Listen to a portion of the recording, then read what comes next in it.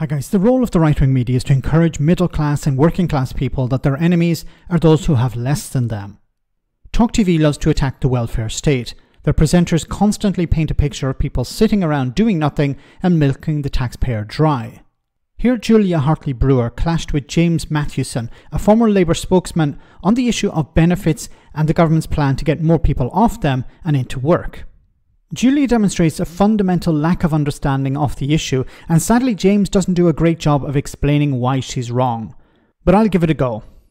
Can I just run something by? Robert Jenrick, one of the Tory leadership contenders still in the running, he has said this morning at the Centre for Policy Studies that cutting Britain's welfare bill could enable a 2p cut to income tax. He says if he was in charge, it'd be a more efficient state. He says more and more people have been trapped in a cycle of dependency. Let's bring the inactivity rate back down to its pre-pandemic level. Frankly, it needs to go down way lower than that. And he says we could take £12 billion off the working age benefits level bill, and that would equate to 2p off the basic income tax rate. Would you support that? No, not at all. We should definitely have more people claiming incapacity and disability benefits. Really? You support that? You should have more people doing it, but if people are claiming it, they need it. That's as simple as that. Really? Yeah, you want to talk to some people in the benefits office because they don't agree with you. How come we have such a higher rate of incapacity and disability in this country that is, I mean, absolutely dwarfs the rate that we see in other countries? Or are we just miraculously much sicker here? It's not true. I mean, if you look at countries like Germany, where they have a stronger welfare state than us, and they're very proud of their welfare state. Same with the Scandinavian countries. They pay a lot more tax than us. We have this constant battle here between welfare and people on welfare being blamed when we turn a blind eye to the richest and to those in big business. No, that's a completely different argument. We don't turn people constantly talk about taxing rich people.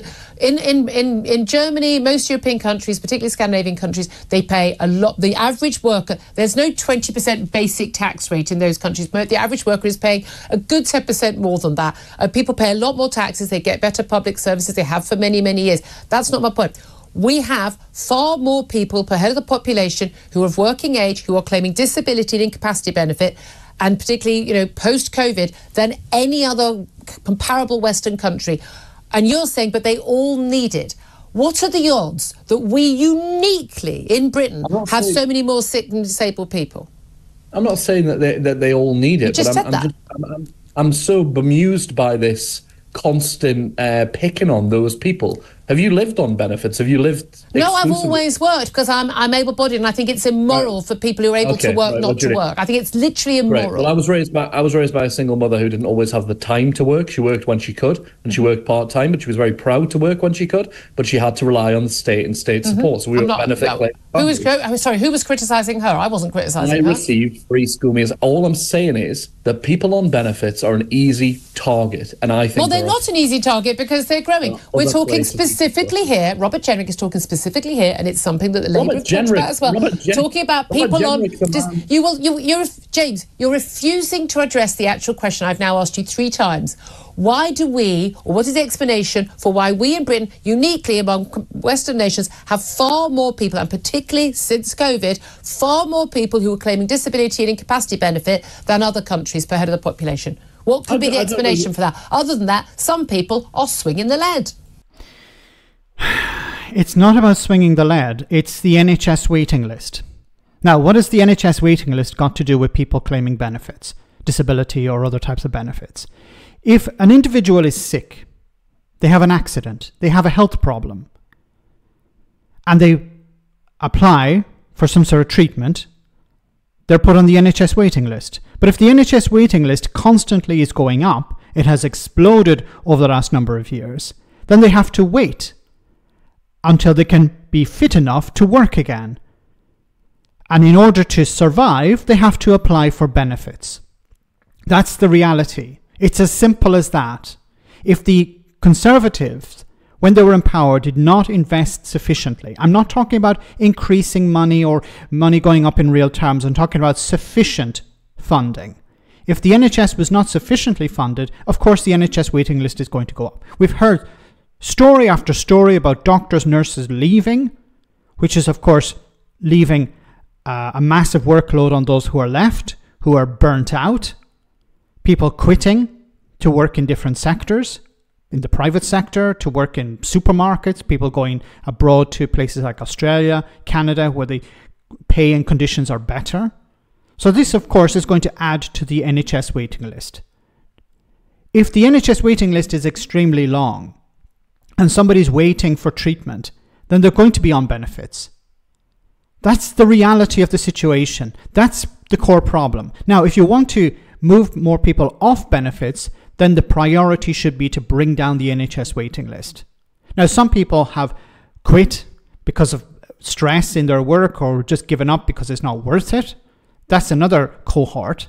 But the biggest problem is the NHS waiting list. It's about 8 or 9 million at this stage. Now, if people can't get treatment, then they can't work.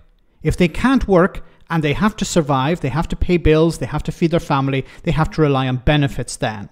That's the reality. You can complain about that, you can attack these people, you can call them lazy or say that they're swinging the lead, but that's the reality. Now, if you want to reduce those numbers, then you should be putting pressure on the government to bring down the NHS waiting list, to make sure that doctors and nurses are paid sufficiently to stay in the country, to stay in that profession. But unfortunately, people like Julia Hartley-Brewer and those on the right will say that doctors and nurses are overpaid, that they're earning too much money. So on the one hand, they're saying we don't want to pay doctors and nurses more, but on the other hand, they're complaining about the consequences of these doctors and nurses leaving, which of course is the NHS waiting list going up and means more people are not able to access the care they need, and of course it means that more people are on benefits. Why is this so difficult to understand? It's elementary. It's simple. If people are sick, be it mental health issues, maybe physical health issues, if they're sick and they can't get treatment because the NHS waiting list is so long, then of course they're going to be on benefits. What else are they supposed to do? Starve? Try and do some other work, but if they're sick, they can't do other work. Why is this so difficult for people like Julia Hartley-Brewer? Is it she doesn't understand, or she has decided, I don't want to understand this reality? It's easier for me just to say these people are lazy, these people are swinging the lead, these people are gaming the system.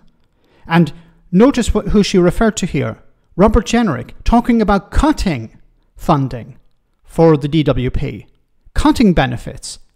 What would that achieve? Most of the people, vast majority of the people on these benefits don't want to be on the benefits. They would prefer to be working, but they can't work because they're not well enough to work. So cutting their benefits, how is that going to improve the situation? It's not. The core problem here is the NHS waiting list. If you're able to bring it down, if people get sick, get treatment quickly, they can get back into the workplace and they don't need to apply for benefits. Now, the budget is coming up and it's looking likely that Rachel Reeves is going to focus on the NHS, and that makes sense because if you're able to bring the NHS waiting list down by investing sufficient resources, making sure that doctors and nurses stay there, don't leave to work in supermarkets or travel around the world to get better job conditions or better pay, then you're going to be able to bring down the NHS waiting list, and then you're going to be able to move people off benefits because they, once again, if they get the treatment they need, they'll get back into the workplace. It's so simple, but people like Julia Hartley-Brewer don't want to see that. It's easier for them just to point the finger and say, these people are lazy, these people are swinging the lead, and they need to be punished in some way. Let me know in the comment section, guys, what you think. As always, your comments are greatly appreciated. Thanks a lot.